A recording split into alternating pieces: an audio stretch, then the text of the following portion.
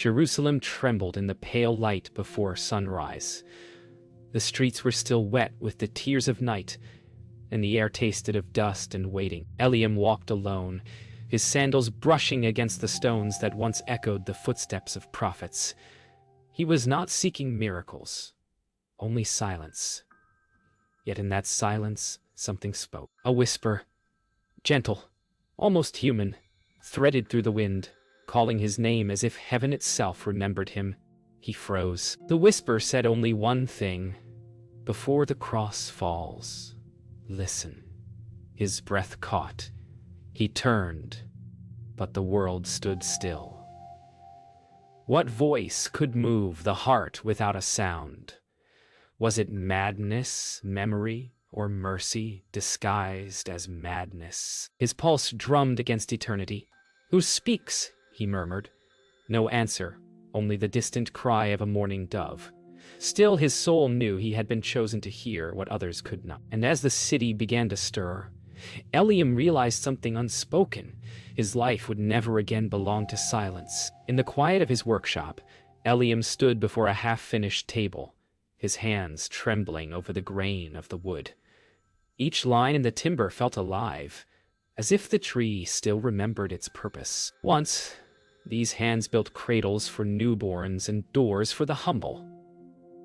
Now, when he closed his eyes, all he saw were crosses, one in particular, heavy with memory, stained not with blood but with destiny. He could still hear the sound of his mallet striking, each blow echoing through his soul. He had not known then for whom it was built.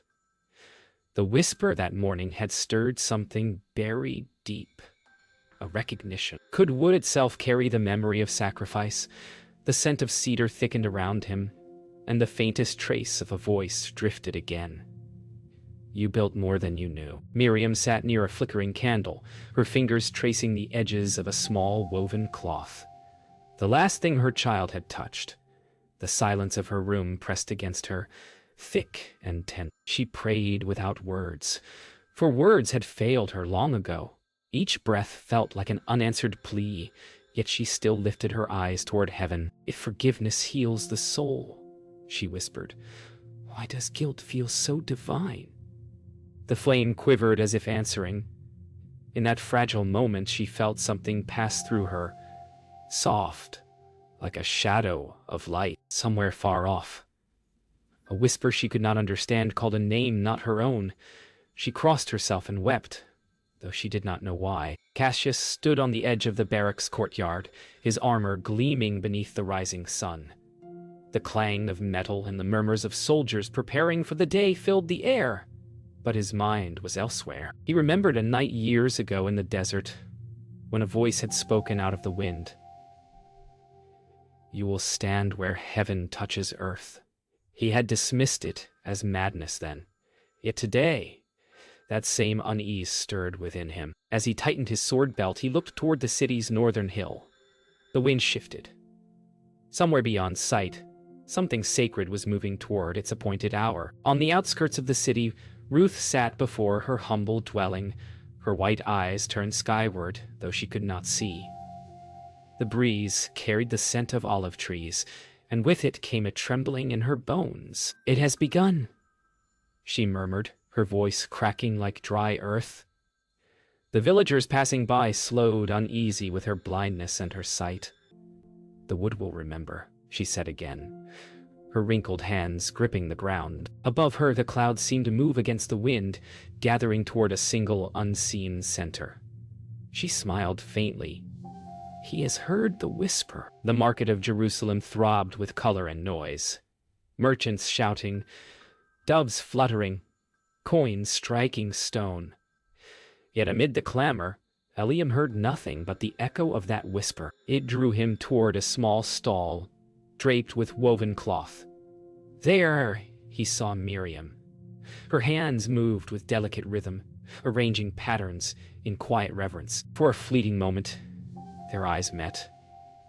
Two weary souls reflecting the same unspoken ache. Neither spoke, but both paused as if remembering something from another life. A silence fell between them, dense and strange, as though the world itself leaned in to listen. Then, faintly, Eliam heard it again. The one who grieves knows the shape of redemption. He stepped closer, unsure whether to speak or pray. That evening, in the quiet of his workshop, Eliam spoke aloud for the first time of what he had done. "I built a cross once," he confessed, voice shaking. "I thought it was only wood. I was wrong." Miriam listened, her hands folded tightly. The air between them grew heavy, with confession and fear. "They told me it was for a thief," Eliam continued, "but when I touched the beam it burned cold." His eyes glistened, searching hers for forgiveness he didn't deserve. Miriam's voice trembled. "And now?" He looked down at his hands. Hands once proud, now trembling. "Now," he whispered, "it feels as if that same wood is waiting for me." Cassius stood in the governor's hall, the air thick with incense and order. The decree was read aloud. Another execution, another day of obedience. Yet, as the command left the governor's lips, Cassius felt the whisper brush his ear. "What you raise will not fall." His pulse surged. He saluted mechanically, but his mind raced. What did it mean? The words struck him like prophecy, one he could neither escape nor understand. He left the hall with the order in hand, his steps echoing like judgment. The streets outside seemed sharper, brighter, almost aware. He had been chosen not for his sword, but for his hesitation. Far from the city's noise, Ruth knelt in the dust, her face turned to the wind. The whisper came again, clearer than ever. "The carpenter has heard," it said, "but he does not yet understand." Her breath shook, her blind eyes shone like wet stone. "Then let him see through my blindness," she answered softly. The olive branches above her rustled in assent, and a strange warmth filled the air. In her mind's eye she saw a vision, a cross bathed in light, its shadow reaching across generations. Her heart trembled, but she smiled. "So it begins again," she murmured. At dusk, Miriam walked alone beyond the city gates, the sky melting from crimson to violet. Her heart still echoed with Eliam's confession, and the whisper she could not name brushed the edges of her thoughts. Then, a sound, soft, delicate. A sparrow fell from the sky at her feet. She bent to lift it. Its wings still fluttered, trembling with life's last breath. "Is this an omen?" she whispered. The wind answered by lifting the bird's feather into the fading light. She closed her eyes. The same voice Eliam had heard spoke gently. "Even the smallest fall remembers heaven." Tears traced her cheeks as she watched the sky deepen into night. Sleep came to Eliam as a storm disguised as peace. In his dream, the world was carved from endless timber, hills of grain, rivers of sawdust, and in the center, a single cross rising like a mountain. The whisper spoke again, clear and solemn. "Would you bear what you once built?" Eliam's heart shuddered. He reached out, and his fingers brushed the beam.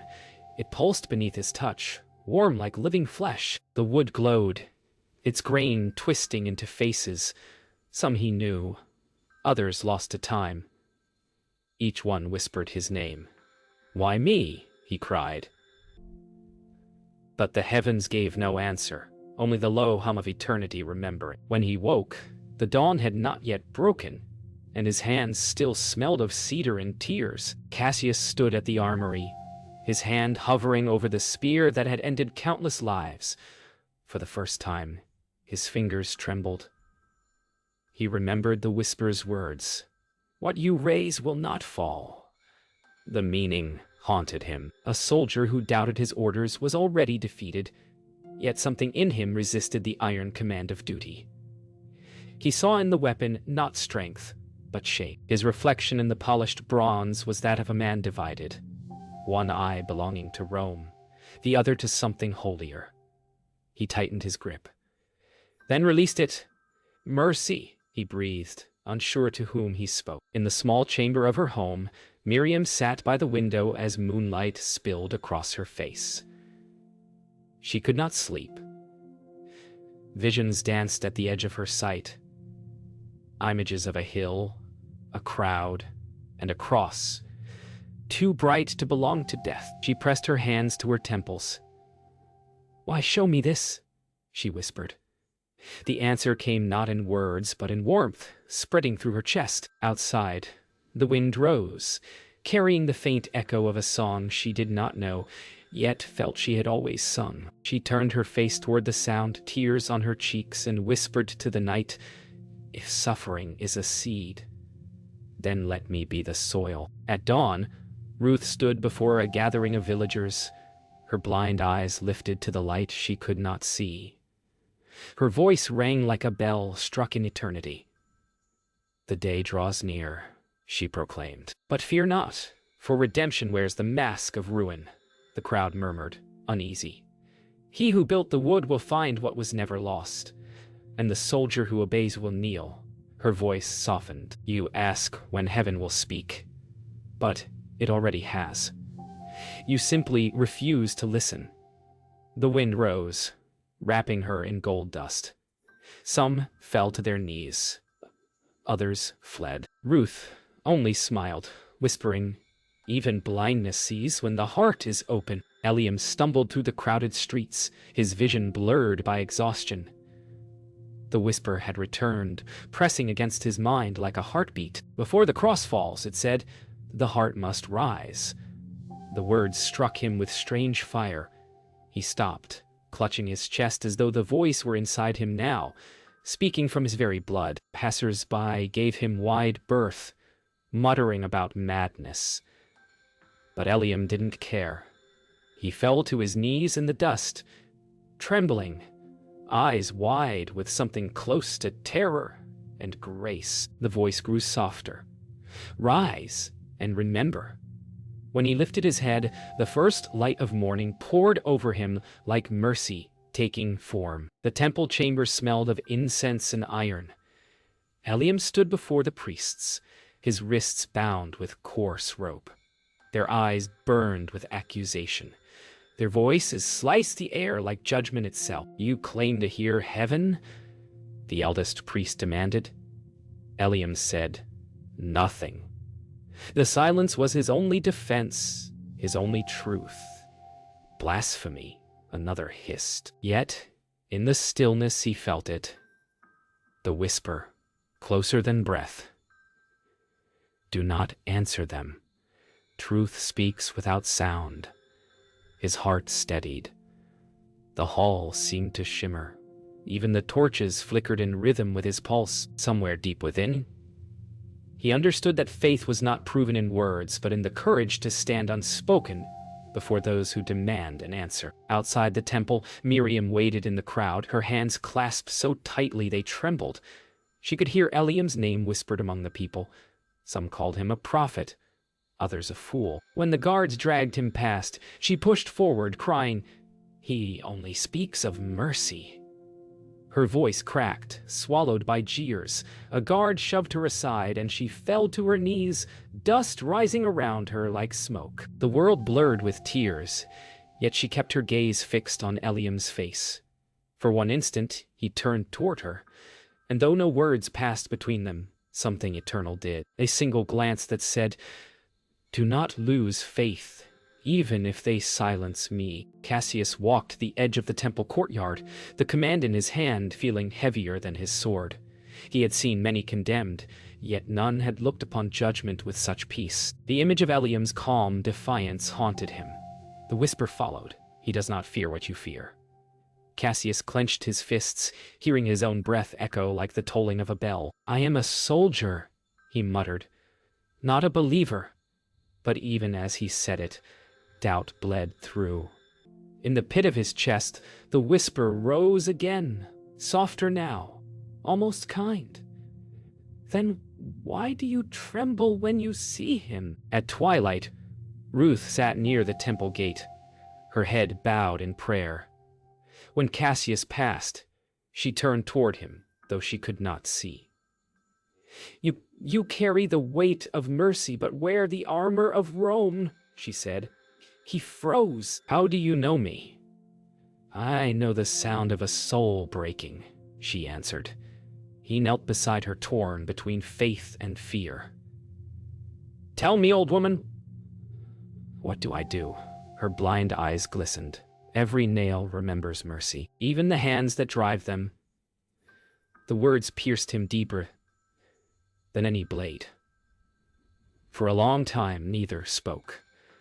The silence felt like forgiveness. Night deepened over Jerusalem. Eliam sat in a stone cell, chains resting cold against his wrists. The world outside had grown silent. Even the guards' footsteps had vanished. In the stillness, the whisper came, not faint now, but clear, resonant, like a river beneath the earth. Do not let the cross fall. He opened his eyes. How? He whispered back, you will know when the shadow lifts. The air shimmered. His fear melted, replaced by a peace, too vast for words. He leaned his head against the wall, eyes closing. In the silence, his heart beat with the rhythm of unseen wings. Somewhere above, thunder rumbled, not from the storm, but from destiny awakening. The sky over Golgotha burned like bronze. The air quivered with the cries of the crowd, yet beneath it, an eerie stillness reigned, as if heaven held its breath. Eliam stood at the base of the hill, wrists unchained but heart bound tighter than ever. He had not fled when released. He had come to witness. The cross loomed above, heavy and familiar, its wood carved by his own hands. He stared at it, trembling. The whisper pulsed through the air. You built it for death, but it remembers life. His knees weakened. The hammer fell in the distance, iron striking wood, and the sound rang like a heartbeat across creation. As the cross was raised, Eliam felt his breath leave him. Every strike of the hammer, every groan of the beam seemed to echo his soul's undoing. He remembered shaping that same wood, sanding its edges smooth with care. He had thought it meant nothing. Another day's work for another coin. Now he saw the truth. Even the smallest act done in blindness could carry the weight of eternity. The whisper filled him again.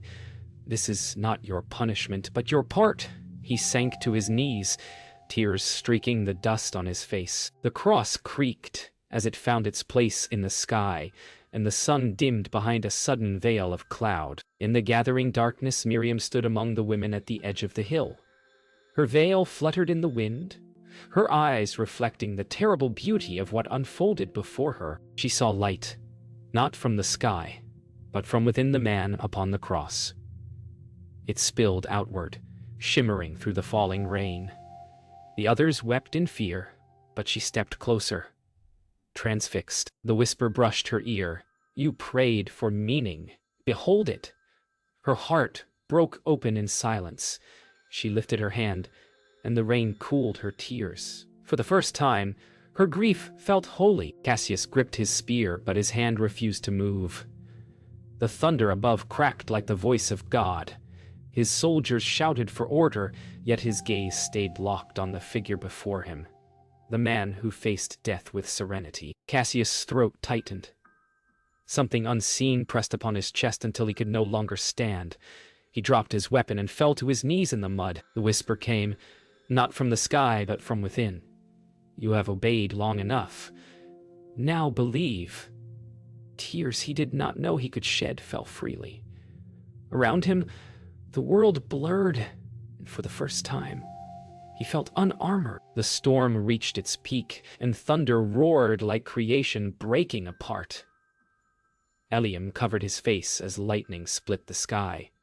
Then, silence. Through the veil of rain he heard it. The whisper that had haunted and healed him. It is begun.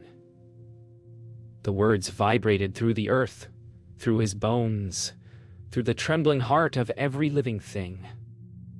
The cross stood unmoved, yet the world around it shifted. The storm light faded into calm. Eliam raised his head. The wood glowed softly now, as though it had remembered the purpose it was made for. He fell forward, not in despair, but in awe. The wind carried one final murmur. You built the door. Now I'll walk through it. Days passed, but for Eliam time no longer obeyed the sun. He wandered through the silent streets of Jerusalem, each stone seeming to hum with the memory of that day. Children laughed, merchants called, life resumed, but he heard only echoes of the whisper that had once filled the air. Every sound reminded him. The hammer, the rain, the voice that said, "It is begun." His heart ached with a beauty too heavy to bear.